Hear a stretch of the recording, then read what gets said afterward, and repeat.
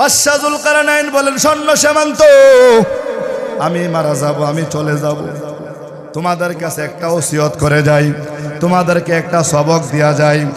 আমি যখন মারা যাব, আমাকে যখন কাফনটা, আমার জামাটা বেলেট দিয়া কাটবা, যখন গোসল দিয়া আমাকে সাদা কাফন পরাইবা, সাদা কাফন পরানোর পরে জানাজা পরানোর আগে আমাকে বাজারে নিয়ে যাইবা। কই নিয়ে যাইব? সবাই বলেন। বাদশা যুলকারনাইন এ কথা বলার পরে প্রজারা বলে, ও বাদশা, আপনি এত বড় বাদশা, আমরা কেন আপনাকে বাজারে নিয়ে যাব? বাদশা বলে, যা বলি তা শোনো। বাজারে নেওয়ার পরে আমার এই হাতগুলো কাফনের কাপড় থেকে এভাবে বের করে দিবা, খাটিয়ার মধ্য থেকে যেন আমার দুটা হাত এভাবে দেখা যায়। এবার প্রজারা বলে, বাদশা, আপনি এত বড় বাদশা, আমরা কেন আপনাকে এই বেয়াজ্জতি করব? বাদশা বলে, না না না, বেয়াজ্জতি নয় রে, বেয়াজ্জতি নয়।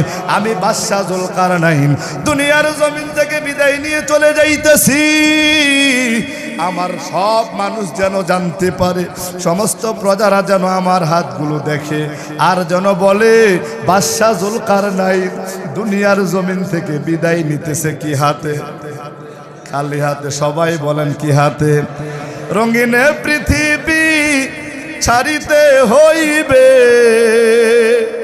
রঙিনে পৃথিবী ছাড়িতে হইবে, সাদের দেহ মাটিতে খাইবে, শূন্য হবে জিন্দেগানি। ঘর লাগিয়া এত মায়া, এত চোখের পানি রে মন, কার লাগিয়া এত মায়া, এত চোখের পানি।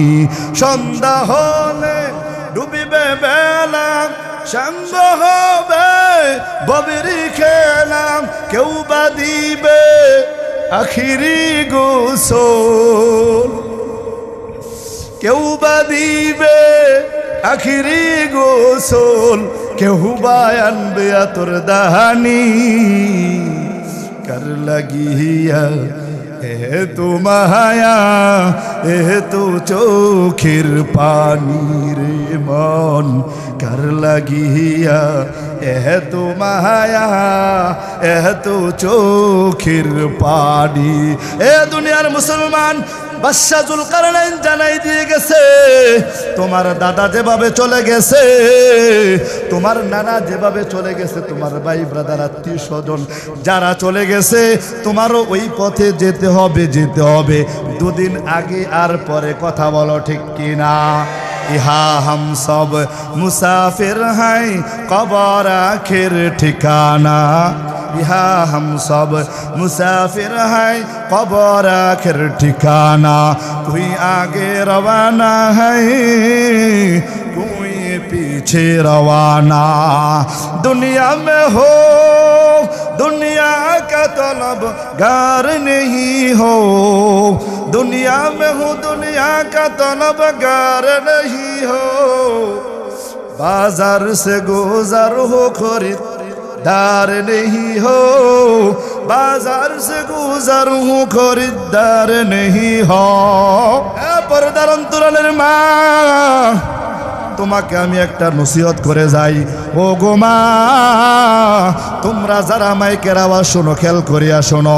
আল্লাহর নবী জানাই দিছে দুনিয়ার জমিনের মধ্যে মহিলাদেরকে জান্নাতে যাওয়া সহজ। আল্লাহর নবী বলেন, যেই মহিলাটা ইদা সাল্লাত খামসাহা, যেই মহিলাটা 5 ওয়াক্ত নামাজ সুন্দরভাবে পড়বে, যেই মহিলাটা 5 ওয়াক্ত নামাজ পড়ার পরে স্বামীর খেদমতটা সুন্দরভাবে করবে, নিজের লজ্জাস্থানের হেফাজত করবে, রমজান মাস সামনে আসতেছে, রমজানের রোজাগুলো সুন্দরভাবে আদায় করবে, আল্লাহ তাআলা হাসরের ময়দানে বলবে, এ আমার বান্দে তুমি তাকায়া দেখো, জান্নাতের 8টি দরজা খোলা, জান্নাতের দরজাগুলো খুলে দিলাম, তুমি যেই দরজা দিয়া চাও ওই দরজা দিয়া জান্নাতে প্রবেশ করো।